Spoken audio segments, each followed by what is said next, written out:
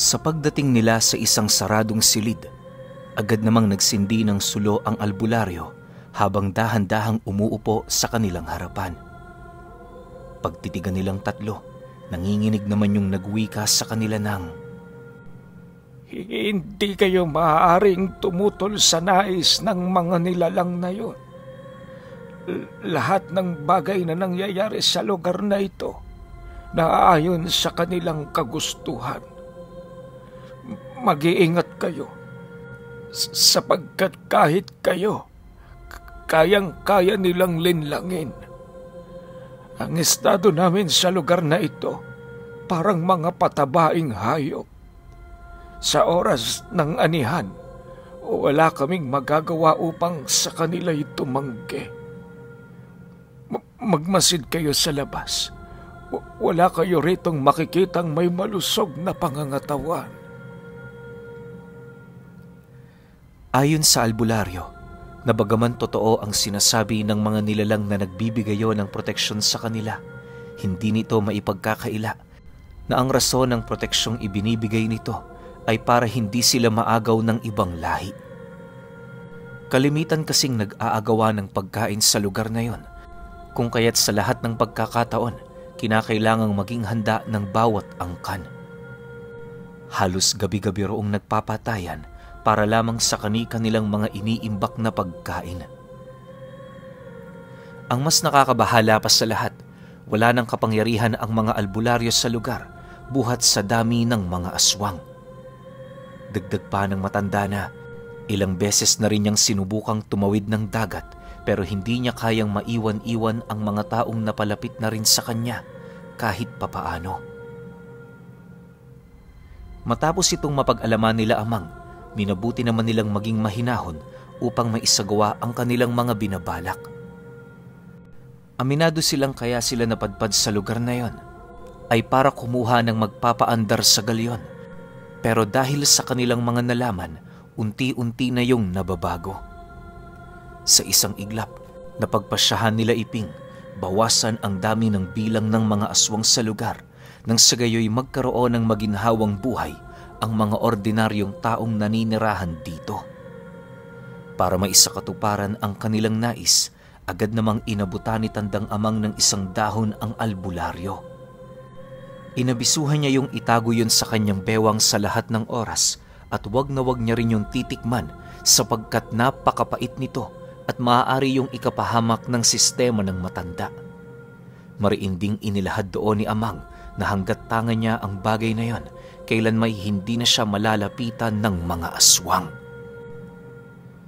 Sa pagpapatuloy ng kanilang pag-uusap, nangako siya dito na pagkatapos nilang kunin ang kanilang nais, babalik sila sa lugar na yon para manlipol ng mga aswang. Nang marinig naman yon ng albularyo, halos hindi nito mawari ang gagawin nitong pagpapasalamat sa kanila. Makalipas pa ang ilang minuto, muling dumakot ng iilan pang mga dahon itong si Iping habang nagwiwika sa albularyo ng, "Ibigay mo ito sa bawat taong naninirahan dito. Sapat na ang dahon na ito para iligtas kayo sa tiyak na panganib." Matapos nitong makapagwika, inilahad ni Iping sa matanda kung ano ang bisa ng mga dahon. Ayon dito, nagbibigayo ng mapait na panlasa at pangamoy sa mga aswang kahit ultimo sa hangin mararamdaman nila ito. Sa oras na palagi yung tanga ng isang tao, magiging mapait na ang karne nito na animoy ibinabad sa abdo. Ang kinagandahan lang sa bagay na yon, wala roong ibang gagawin ng tao bukod sa tanganin nito. Nang marinig naman ng albularyo ang sinabi ng ermitanyo, labis-labis naman ang pasasalamat nito sa kanila habang tinatago ang mga dahon. Matapos ang kanilang pag-uusap, agad naman silang lumabas sa silid na yon para mag-ikot sa buong lugar. Habang binabagtas nila ang daan, wala silang ibang nararamdaman kundi ang malalakas na uri ng salot na animoy ilang taon na rin doong naninirahan. Kahit tirik na din ang araw, meron pa ring iilang mga aswang ang nakakasabayan nila sa daan. Halos kung iisipin, mas marami pa ang mga nilalang na yon kumpara sa mga ordinaryong taong kanilang nakakasalubong. Maya-maya pa, pagdating nila sa sentro ng baryo, doon bumungad sa kanila ang gabunang muntik na niyang kitilan ng buhay. Habang nagmamasid sa kanila ang nilalang na yon, pansin na pansin naman nila ang malaasong ngiti nito na ubod ng pagpapanggap. Upang hindi naman yun maghinala sa kanilang mga napag-usapan, agad naman yung nilapitan ni Amang habang masayang nagtatanong dito ng, "Kailan tayo mag-uumpisa? Mamayang gabi na ba?" Nang marinig naman yon ng nilalang, tumangulang naman ito bilang pagsang-ayon. Kabilin-bilinan pa nito sa kanila na sa lalong madaling panahon, kinakailangan nilang matapos ang misyong yon, lalo pat maraming lugar na pupuntahan ng dalawa. Ipinaparamdam sa kanila ng nilalang na yon na nag-aalala ito sa paglalakbay nila, subalit sa kaibuturang puso nito, hangad lang talaga nitong umalis na sila ng mapayapa sa lugar. Dahil sa sinabi ng gabunan, nagdesisyon sila tandang Amang na gawin na ang kanilang mga napag-usapan. Matapos naman itong marinig ng nilalang, agad naman itong tinawag ang lahat ng kanyang mga alagad, alinsunod sa nais mangyari ng dalawa. Hindi pa man sumasapit ang kadiliman, kasalukuyan na nilang binabagtas ang daan patungo sa isang bayan kung saan naninirahan ang mga malalakas na mangkukulam at mambabarang. Ayon sa nilalang na tumutulong sa kanila, magiging madali na lamang para sa kanila na dakpin ng mga ito, lalo pat hindi pangkaraniwan ang tinatangan na kakayahan nila Amang. Halos sa kanilang paglalakbay noon, parang maririndi na ang tenga nilang dalawa dahil sa papuring paulit-ulit nitong sinasambit sa kanila. Yung tipong ipinaparamdam talaga ng gabunang yon na sila ang pinakamalakas na tao sa lugar na yon. Dahil dito, minabuti na lamang nilang hayaan ito nang sa gayoy walang magiging problema. Sa pagdating nila sa bayan, agad namang bumungad sa kanila ang mga aswang na animoy hindi natutuwa sa kanilang pagbisita. Ilang beses pa sila nitong hinarang pero hindi rin naman yung nakapalag dahil sa tindi ng presensyang ipinapamalas ni Iping at ni Amang. Pagdating nila sa tahanan ng mga namumunong aswang, doon nila nasilayan na hindi lang iisang gabunan ang may hawak sa lahing yon. Binubuo ng 3 matatandang pinuno ang kabuuang lahi ng mga aswang na naninirahan sa lugar na yon, kabilang ang isang matandang babae na may dalang pamaypay at 2 lalaking may dalang tabak at latigo. "Mag-iingat kayo, Amang. Ang mga nilalang na yan ay merong iba't ibang kakayahan. Sila ang mga nangungunang aswang sa lugar na ito. Sa kanilang mga utos, walang nakakabali. Sa kanilang mga kagustuhan, walang nakakasuway. Kahit kami, sunod-sunuran sa kanilang mga kagustuhan." Pabulong na wika sa kanya ng kasama nilang gabunan. Dagdag pa nito na, sa likod ng 3 matandang yon, nagtatago ang mga mambabarang at mangkukulam na personal nitong mga tauhan.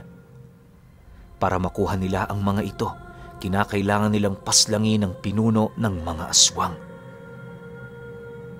Makalipas lamang ang ilang minutong pagmamasid, doon na nila nasipat ang matandang lalaking may hawak na latigo na dahan-dahang lumalapit sa kanila.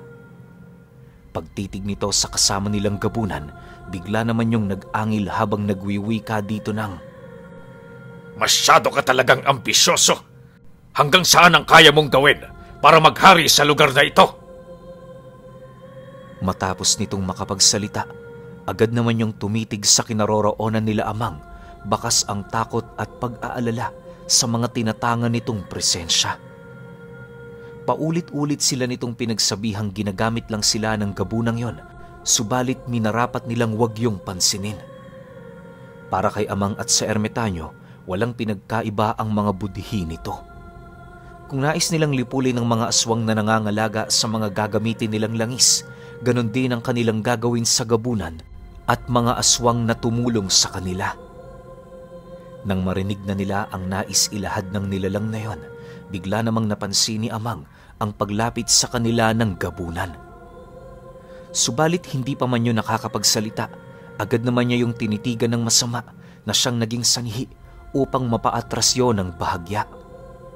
Kitang-kita sa pagmumukha ng nilalang na yon ang animoy kabiguan ng pagsang-ayon ng panahon sa nais nitong mangyari.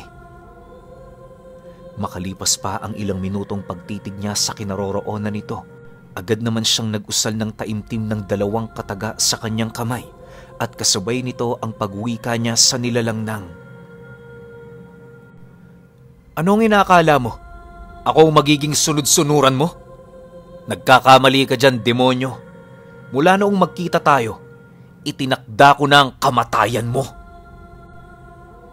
Pagkabanggit ni Tandang Amang sa mga katagang ito, agad namang lumupasaysay sa lupa ang gabunan na siyang naging sanhi upang tuluyang maalarma ang iilan nitong mga kasama. Sinubukan pa sila noong pagtulungan ng mga kasama nito pero wala rin yung nagawa. Habang kinakaladkad ng iilang mga aswang ang kanilang gabunan, inabisuhan naman yon ni Tandang Amang na wag na silang mag-aksaya ng oras sa kadahilan ng hindi na din naman yon makakaligtas ng buhay noong mismong gabi. Ang mga buhay na katagang lumapat sa katawan nito, sapat na para bawian yon ng buhay. Pagturo niya sa nilalang na yon, kitang-kita naman ng mga kasama nito ang dahan-dahan nitong paghihingalo. Pilit pa yung nakikipag-usap sa kanya pero dumating sa puntong tuluyan na ring nagapi ang wisyo nito ng karamdamang inilapat doon ni Amang. Sa pagkamatay ng nilalang, lahat ng kasama nitong mga aswang ay hindi maiwasang umiyak sa naaagnas nitong bangkay. Matapos ang pangyayari, agad naman nilang ibinaling ang kanilang atensyon sa 3 gabunan kung saan bakas na bakas sa mga akto nito ang animoy labis na pagkasindak sa mga karunungang kanilang tinatangan. Bago pa man makapagsalita noon si Amang, pilit naman siyang tinanong ng kausap niyang matanda ukol sa nais nilang makuha. Ngunit nang masagot na niya ang naging tanong nito, doon na dahan-dahang nagbago ang ihip ng hangin.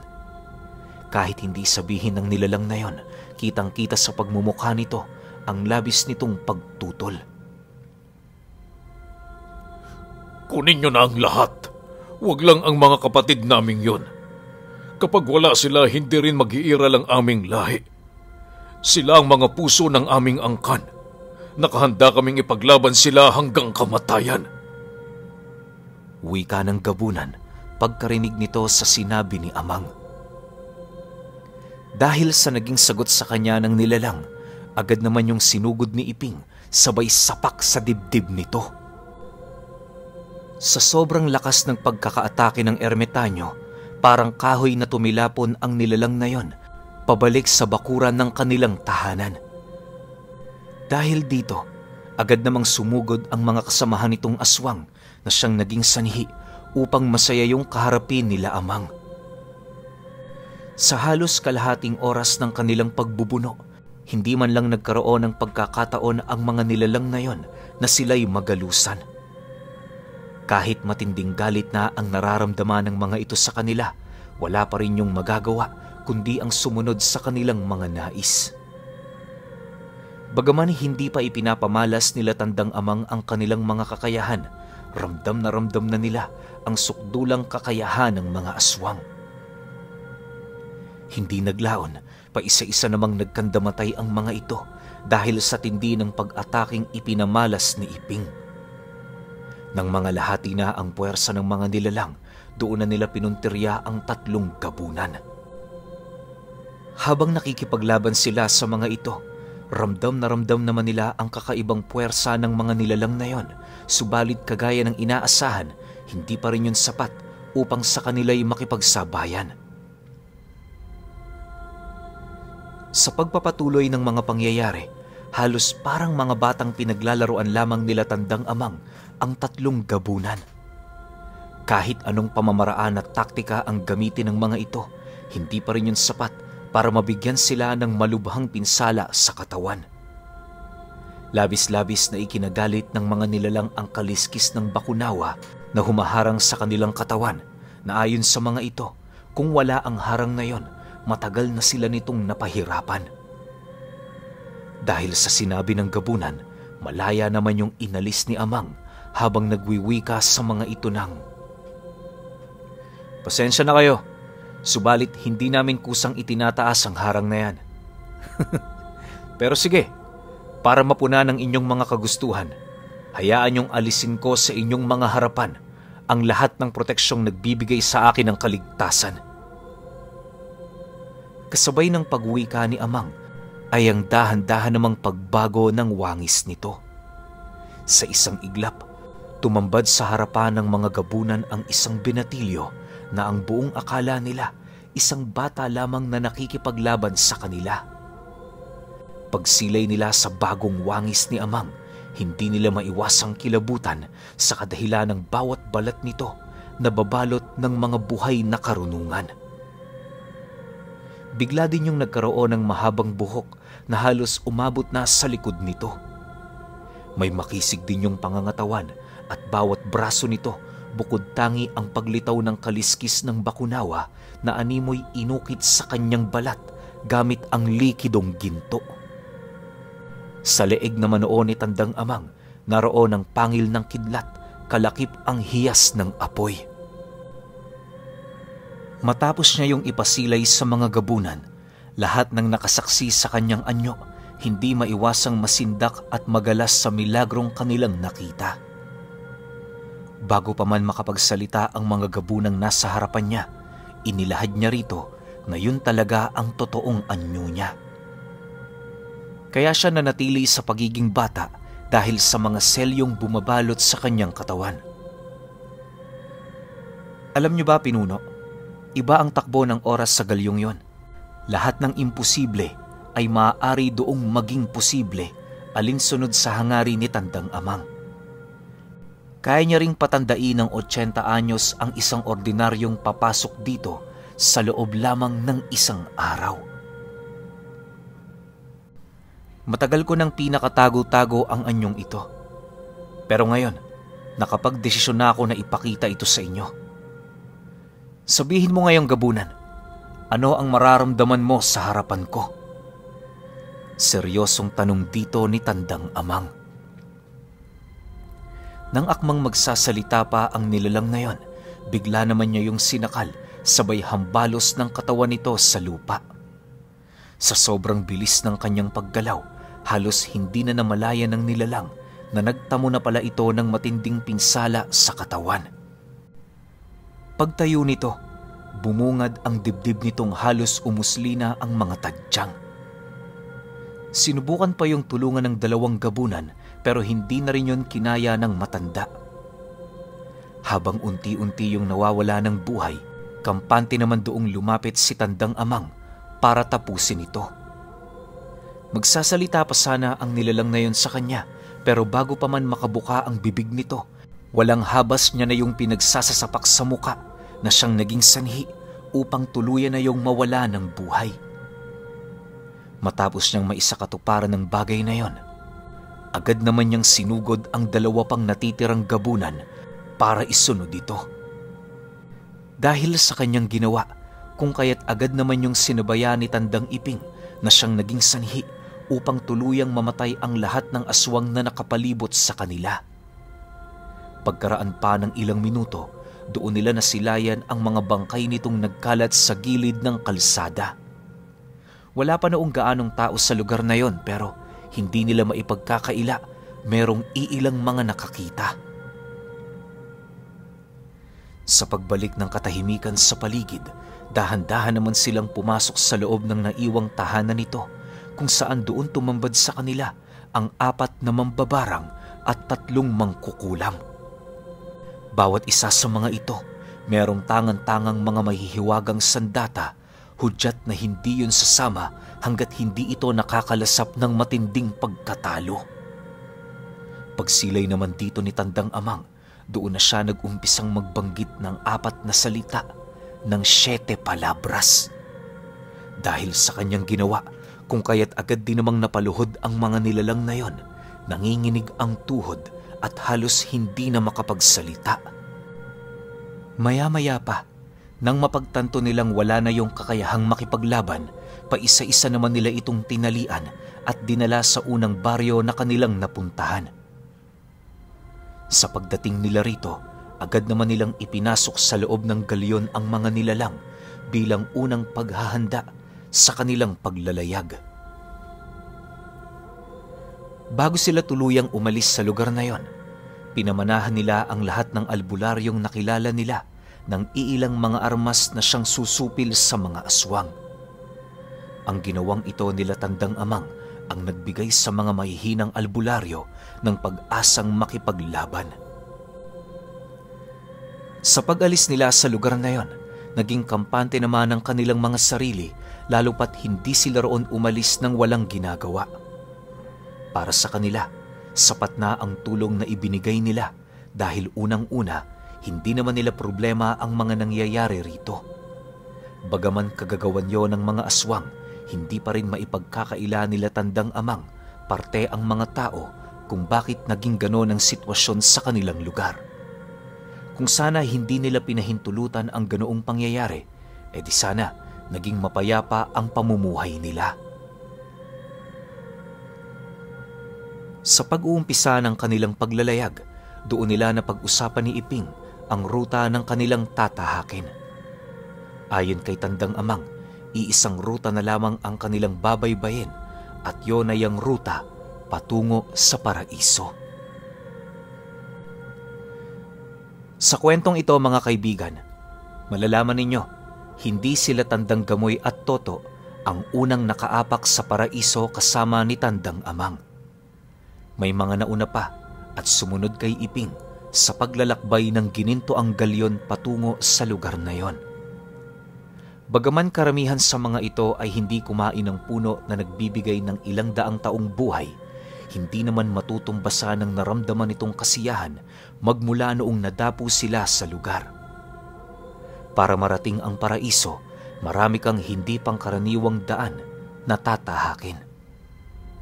Isa na dito ay ang pagdaan sa mga lagusan na pawang matatagpuan sa mga karagatan. Kung inaakala niyong ganun lang kadali ang pagpasok dito, nagkakamali kayo. Bago niyo mahanap ang lagusang yon, kinakailangan niyong gumawa ng ritual sa laot upang mapakinggan kayo ng mga elementong nagkukubli sa lagusan. Kapag nakapasok na kayo roon, doon niyo masisilayan ang 7 klimang ni minsan sa buong buhay niyo hindi niyo pa nararanasan. Sa loob ng lagusan, may mga panahong umuulan ng asupre at apoy sa ere. Hindi tatagal ang mga bangkang gawa sa pangkaraniwang kahoy sapagkat lulubog lamang ito. May mga pagkakataong ring pabigla-bigla na lamang nagkakaroon ng unos sa laot, lalong-lalo na ang mga buhawing susulpot na lamang bigla sa ilalim ng inyong sinasakyang bangka.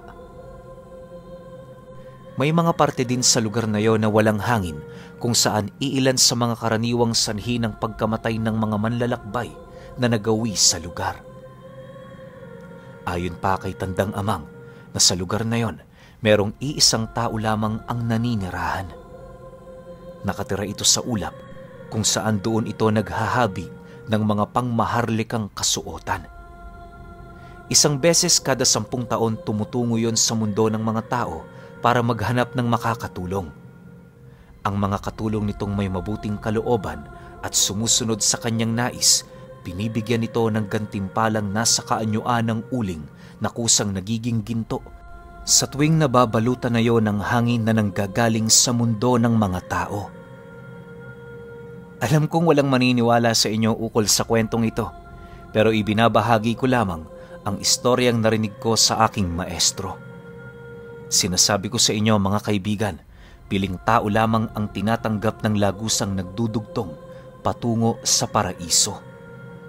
Ang mga panganib na makakaharap mo para marating ito, isa lamang sa mga pagsubok ng Diyos upang masigurong hindi yun basta-bastang mapupuntahan nang walang kamalayan pagdating sa mga lihim na karunungan. Sa huli, purong mga mahalagang bagay lamang ang iyong matatamasa sa oras na yon ay magawa mong mapagtagumpayan.